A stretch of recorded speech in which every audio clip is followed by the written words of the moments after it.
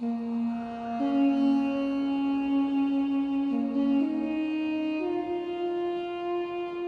the depths of the ocean, a giant serpent named Jormungandr is biding his time. Jormungand is one of the children of Loki, the god of chaos, and Angroboda, his giant mistress. He inherited his size from his mother and his destructive tendencies from his father. Loki and Angroboda have two other children, Fenrir and Hel. Fenrir, a giant wolf, is just as destructive as Jormungand, plus intelligent and vengeful. Prophecies claim that the two of them will fight together during Ragnarok. Jormungand's name means earth necklace, which is appropriate for this super-sized serpent. He is so large, he can wrap his body around Midgard and hold the end of his tail in his mouth. His mouth, which is lined with venom-dripping teeth, is large enough to swallow a god or giant whole. When Odin, ruler of Asgard, found out about Loki and Angroboda's children,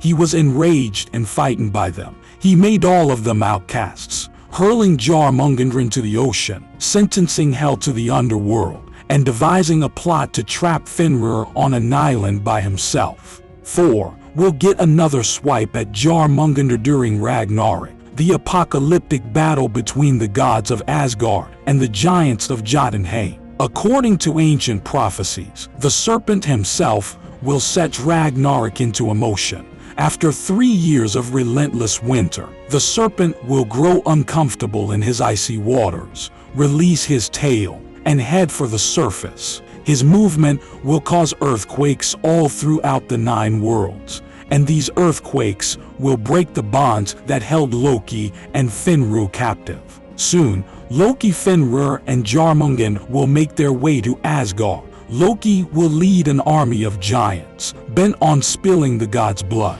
Fenrir will run with his jaws open so wide that he swallows everything in his path, including Odin, and Jormungand will poison the sky with his terrible breath. Eventually, Thor will fight his way through the carnage to get at Jormungand, his old enemy. The god will fight as never before, using his hammer to crush the dreaded serpent. After this triumph, Thor will turn, walk 9 paces, then fall to his knees, choking on the serpent's poison. After several seconds of agony, he too will die.